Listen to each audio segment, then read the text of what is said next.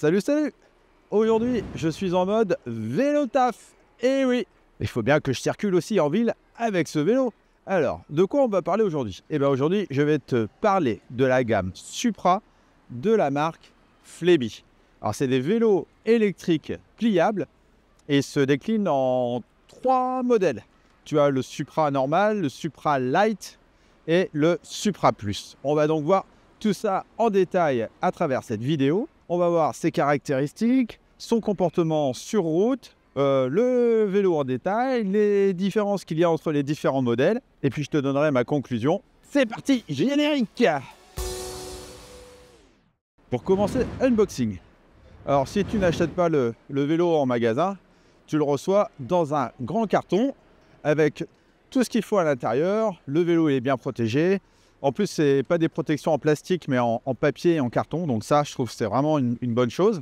Ensuite, à l'intérieur, tu as quelques outils, la notice, la batterie, bien évidemment, le chargeur. Bref, absolument tout ce dont tu as besoin. Concernant le montage, c'est pas très compliqué. Dis-toi qu'il faudra, allez, 15 minutes pour monter entièrement le vélo. Pour ce test, je vais utiliser principalement le Supra normal. Mais t'inquiète, je te donnerai aussi quelques différences avec le modèle Light ou le modèle Plus. Donc, avant de tester ce vélo, en tout cas dès que tu le reçois et avant d'aller t'en servir quand tu le sors du carton, il faut bien évidemment charger la batterie. Alors, chaque modèle justement de vélo possède sa propre batterie, mais après tu peux aussi acheter une batterie plus puissante, mais à part. Donc la batterie que j'ai là actuellement, la lithium-ion sur la version V4, c'est une 10 Ah, 374 Wh et 36 volts. Pour le modèle Light, elle fait 7,8 A, 280 Wh. Et pour le modèle Plus, elle fait 14 A et 504 Wh.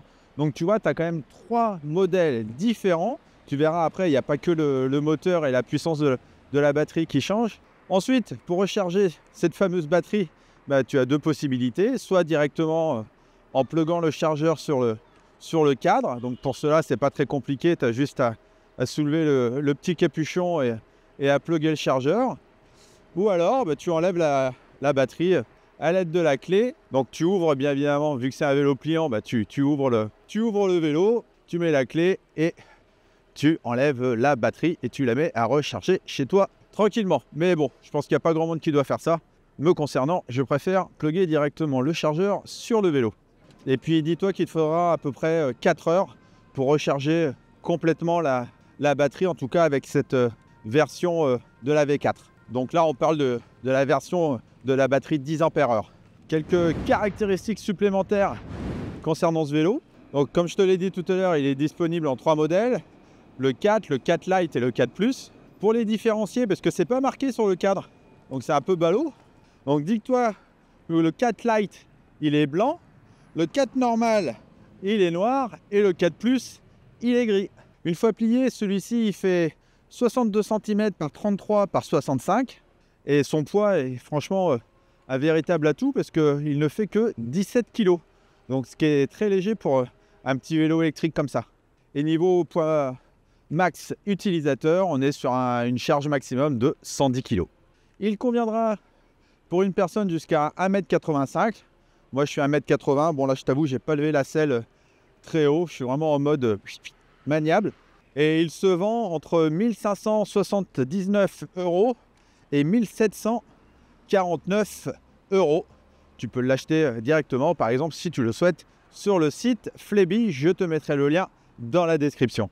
Tiens, toi, derrière ton écran, justement, pendant que j'ai toute ton attention, si tu veux m'encourager à faire toujours plus de vidéos, je t'invite à liker en mettant un petit pouce vers le haut. C'est juste en dessous, c'est gratuit, ça coûte rien. Et ça va favoriser l'algorithme YouTube qui mettra plus facilement ma vidéo en avant. Et donc, plus facilement la chaîne également. Et plus j'ai de vues, plus j'ai d'abonnés, plus les marques me font confiance et plus je peux te proposer du contenu de qualité. Donc, encore merci par avance. Maintenant, regardons ce vélo un peu plus en détail. Alors, je commence par les pneus. Ce sont des bons pneus Schwalbe Cruiser de 16 pouces et ils ont ce que j'aime bien, c'est-à-dire une bande réfléchissante sur le côté pour être vue la nuit. Concernant la fourche, on n'a pas une fourche hydraulique, on a une fourche tout ce qu'il y a de plus classique. Et pour arrêter ce Flebi, on a besoin de bons freins avant et arrière. Et pareil, en fonction des modèles, tu as des freins différents. Donc sur le modèle Light, tu as des freins à mâchoire. Et sur le modèle 4 et 4+, tu as des freins hydrauliques avec des disques. Ça, c'est cool. Et les disques, ils font 160 mm. Pour te protéger des éclaboussures d'eau, bah, on a des petits garde-boue en plastique, mais qui font très bien le job. Enfin, je suppose, parce que là, il pleut pas, mais en tout cas, ils ont l'air de faire le job. En plus, ils ont même une petite jupette. C'est quand même mignon, non? Et pour être en sécurité de jour comme de nuit, on a un phare avant et un phare arrière. Et donc, concernant les phares, à l'avant, on a un phare intégré au cadre, un peu comme le VanMoof. Moi, j'aime bien. Donc, vu qu'il est connecté à la batterie, tu n'as pas besoin de le recharger, c'est cool. Et à l'arrière, on a un système différent que je n'avais pas encore vu et que je trouve vraiment super. On a le phare intégré à la tige de selle. Alors, j'ai eu ça à l'époque où je faisais du fixie et j'ai pas revu ça depuis longtemps. Et c'est bien, ça marche pas à pile. Moi, à l'époque, ça marchait à pile. Je vous parle d'un temps que les moins de 20 ans ne peuvent pas connaître. Et donc, il se recharge avec du mini USB. Donc, ça, c'est vraiment bien. Et puis, je trouve que ça éclaire bien, ça fonctionne bien. Donc, voilà. Après, il ne faut pas avoir une veste longue parce que ça le cache un peu. Mais très bien, en tout cas, ce feu arrière. Allez, on passe au poste de pilotage. Alors qu'on a un large cintre, hein, quand même. Il est assez large. Avec des poignées ergonomiques. Donc, ça, c'est bien. C'est des belles petites poignées ergonomiques en caoutchouc. Elles sont très agréables. Elles font pas mal à la main. En plus, moi, j'ai des points de suture dans la main gauche. Donc, je peux te dire que ça va. Heureusement que ce n'est pas des grosses poignées bien rigides. À gauche, on a le display en couleur. Donc, on a le bouton d'allumage. On a les boutons plus et moins pour changer les niveaux d'assistance. On en a 6. On a un bouton pour pouvoir changer un peu les paramètres. Le bouton d'éclairage qu'on a vu tout à l'heure. Et dessus, tu as plein d'informations qui sont bien. Mais alors, je t'avoue, là, moi, j'ai pas mes lunettes. Et c'est écrit un petit peu petit. C'est vraiment la seule critique que je peux faire. Mais en tout cas, un truc qui est bien, c'est que tu as la charge de ta batterie. Tu as les petites barres, mais tu as aussi le pourcentage à côté. Et ça, je trouve ça vraiment bien. Parce que c'est quand même un peu plus précis, quoi. Donc là, je vois que j'ai allumé mes phares. J'ai fait 27 km, 430 calories. Je suis en assistance 6. Et il est 17h15 et je roule à, tranquillement, 15 km/h. Et une option que j'adore, c'est qu'on a la petite trappe en dessous pour brancher un câble USB. Et comme ça, tu peux recharger ton smartphone ou ta GoPro. J'adore cette option, je la vois de plus en plus sur les vélos. Et je trouve que ça devrait vraiment être un standard à l'époque où tout fonctionne sur batterie. C'est quand même vachement bien, quoi. Ensuite, sur ce vélo, on a les manettes de frein Flebri hydraulique. Et à droite, on a la manette, le shifter. Donc, c'est un système qui se tourne pour les vitesses. Et en fonction de ton vélo, tu as différentes vitesses. Donc là, moi, sur le 4, j'ai un système Shimano Nexus 3 vitesses, uniquement 3 vitesses. Mais ça peut le faire à partir du moment où tu n'as pas des côtes. Sur le modèle Light, tu as un modèle en single speed. Et sur le modèle V4 Plus, là, tu as 7 vitesses. Et donc, tu vois, les 3 modèles à chaque fois de la gamme, ça te permet d'avoir des options différentes et puis un prix différent, du coup. Alors, normalement, tu dois aussi avoir une sonnette sur ce vélo. Mais je t'avoue, je ne l'ai pas. Même sur les 3 vélos, j'ai pas reçu j'ai des vélos sans sonnette. Donc, bon, normalement, ça doit être livré avec. C'est juste que moi, c'est des vélos de test. Donc, je n'en ai pas. Et puis, oui, tu peux régler quand même ta potence. Tu peux régler un peu l'inclinaison et puis la hauteur pour avoir un poste de pilotage ergonomique avec ton corps et pouvoir rouler bien droit comme je le fais là. Donc, ça, c'est bien aussi. Concernant la propulsion, tu as des pédales pliables qui te feront gagner de la place lors du rangement. Mais je t'en reparlerai aussi un peu plus loin des pédales dans les points négatifs. Suspense, regarde bien la vidéo jusqu'au bout. Ensuite, pour être bien installé sur ce vélo, on a la tige de selle qui est réglable en hauteur, bien évidemment. Et dessus, tu as une selle relativement confortable, pareil de la marque Flebi. Là, moi, je dois être à 30 ou 40 bornes. Et franchement, ça va, j'ai pas trop mal aux fesses. J'ai connu bien pire. Allez, on passe au cadre de ces vélos. Sur celui-ci, tu as forcément au milieu la manette de pliage. Et tu as aussi le petit nom du vélo.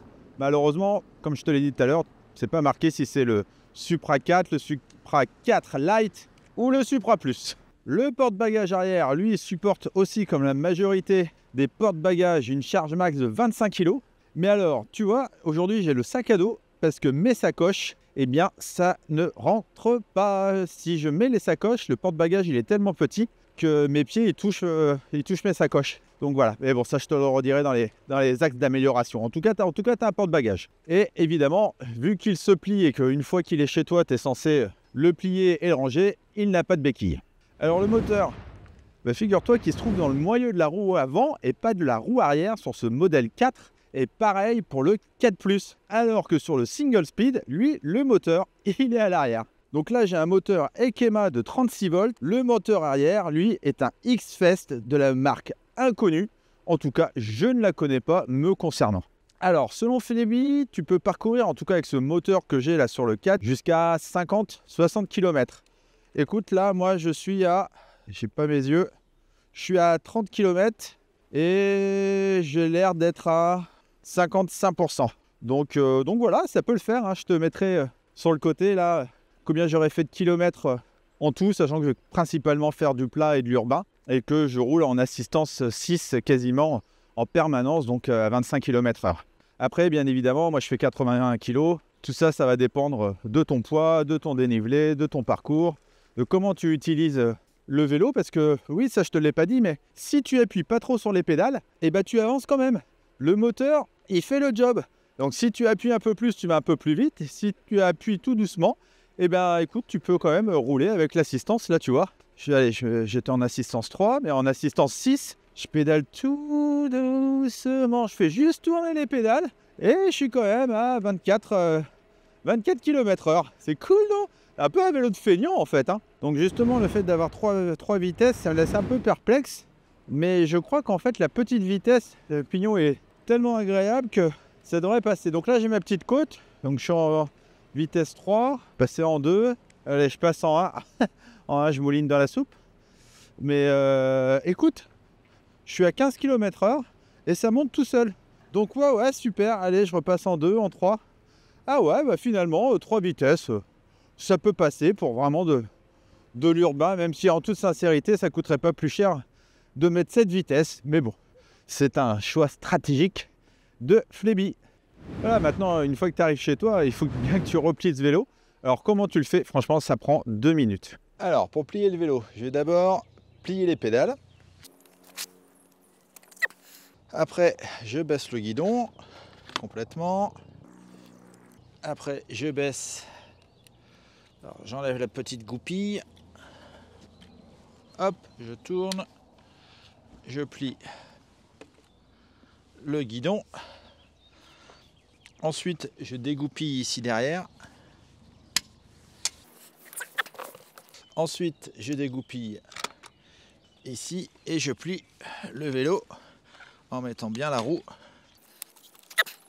comme ça. Et là, tout est bien calé et normalement ça tient. Alors, on peut baisser la selle, mais ça touche. Bon, après, tu peux toujours le laisser comme ça. Alors maintenant, tu veux savoir un peu plus ce que j'en pense. Alors, concernant le confort du vélo, donc je suis relativement confortable. Hein. Donc j'ai quand même pas d'amortisseur. Donc dès qu'il y a des trous ou autres, des nids de poules, laisse tomber quoi. Tu les prends direct dans le dos. Donc voilà, ça c'est la problématique. Mais heureusement, à l'arrière, tu as quand même un petit caoutchouc, tu vois, qui permet que tu es quand même un peu, pas comme sur un vélo suspendu, mais en tout cas, tu as un amortisseur à l'arrière en caoutchouc. Donc ça, c'est pas mal. Puis on a les pneus larges aussi. Je les ai pas trop gonflés. Donc ça sert à amortir. Donc confort, je suis bien. Position de conduite, ouais, je peux pas faire beaucoup mieux. Je suis bien droit. J'ai les poignées ergonomiques. Niveau motorisation, je trouve vraiment ça bien agréable. C'est bien réactif. Bon, finalement, comme monsieur tout le monde hein, ou madame tout le monde, je roule avec l'assistance 6. Tu vois, là, je suis un peu en pente. Je suis à 26 km/h, 25 km/h. Franchement, le moteur, il fait très bien le job. Alors après, c'est un moteur à l'avant. Donc, il faut toujours se méfier par rapport à ça. Hein. Si tu es sur des graviers ou du terrain glissant, la roue de devant, elle va vite déraper. Donc, ne démarre jamais avec le guidon avec la roue de travers. Et puis, sois toujours un petit peu en appui avant quand tu démarres parce que, voilà, franchement, c'est un peu casse-gueule pour ceux qui n'ont pas l'habitude d'avoir le moteur au niveau de la roue avant. Niveau freinage, ça freine super bien. Tiens, je vais me faire un petit freinage là. Hop.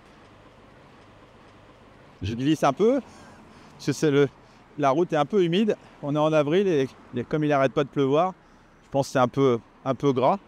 Mais en tout cas, les freins, ils font très bien le job. Je suis vraiment agréablement étonné. Après, c'est normal aussi, hein, c'est quand même des freins hydrauliques. Donc, heureusement que ça freine bien. Et donc, si je devais dire les plus de ce vélo, écoute, j'aime vraiment bien ce petit vélo. Il est maniable, il passe partout. Une fois plié, il prend pas beaucoup de place, il est léger. Niveau composants, c'est pas du haut de gamme, mais ça fait vraiment très bien le job. C'est vraiment une bonne surprise. Ah, et dans les autres choses aussi que j'aime bien sur ce vélo, c'est le phare arrière intégré à la tige de selle. Franchement, je trouve ça vraiment bien, quoi. Et puis le chargeur USB aussi. Ça fait beaucoup de bonnes choses, hein, sur ce vélo. Non, vraiment, si je devais mettre en tout cas une note, je serais à genre, tu vois, genre 7,5, quoi, peut-être sur 10 sur les choses bien sur ce vélo, quoi. Et dans les axes d'amélioration, parce que le vélo parfait, il n'existe pas. Alors en plus, là, comme je te l'ai dit, j'ai des points de suture dans la main gauche, donc je ne peux pas tenir trop serré le guidon. Mais je trouve que le vélo, il a un peu tendance à se balader. Je trouve que l'aluminium et l'ensemble est un peu souple. Après, c'est un vélo maniable, hein, mais je le trouve un petit peu souple. C'est le fait aussi d'avoir les toutes petites roues, hein. Oui, c'est même sûr. C'est ça aussi qui fait que, en termes de stabilité, tu ne peux pas rouler avec une main, hein. Sinon, ça bouge dans tous les sens. Dans les autres axes d'amélioration, il y a les pédales. Le centre de gravité du vélo, il est tellement bas que si tu prends un virage avec la pédale à l'intérieur, ça touche tout de suite. Et là, tu risques de tomber. Donc vraiment, en mode cycliste, quand tu pédales et que tu prends un virage, lève bien ta jambe du côté de ton virage, sinon la pédale, elle va toucher. Donc tu vois, hein, dans les axes d'amélioration, au final, il n'y a pas grand-chose à dire, hein. C'est plutôt très satisfaisant, hein, ce vélo. Vraiment une bonne surprise. Allez, j'arrive bientôt chez moi. Donc tu auras fait le trajet en ma compagnie, donc je te remercie. Et c'est le moment justement de faire la conclusion sur cette gamme Flebi. Donc je le redis, je suis vraiment très agréablement surpris par ce vélo. Il est pratique, fonctionnel, c'est un vrai vélo électrique, c'est un vrai petit vélo urbain de ville qui peut aussi tenir, je pense, pour les mobilhomes ou autres. Il n'est pas excessivement cher, il prend pas beaucoup de place. Évidemment, il faut faire un peu attention quand tu pédales parce que les pédales sont très basses. Mais après, c'est des petits détails, hein, à toi de peser le pour et le contre. Mais vraiment, par rapport aux anciens modèles que j'ai pu tester de chez Flebi, c'est agréable parce qu'ils prennent en considération les retours qu'on peut leur faire. Et les vélos, ils évoluent d'année en année. Donc bravo Flebi. Voilà, c'est terminé pour cette vidéo. Merci de l'avoir regardé jusqu'au bout. Si tu as des questions concernant ce vélo, n'hésite pas à les poser dans les commentaires. J'y répondrai avec grand plaisir. Encore merci à Flebi de m'avoir envoyé ces 3 vélos pour ce test en tout cas. Et quant à moi, je te dis à très bientôt pour de prochaines vidéos du monde du vélo urbain. Ciao, ciao!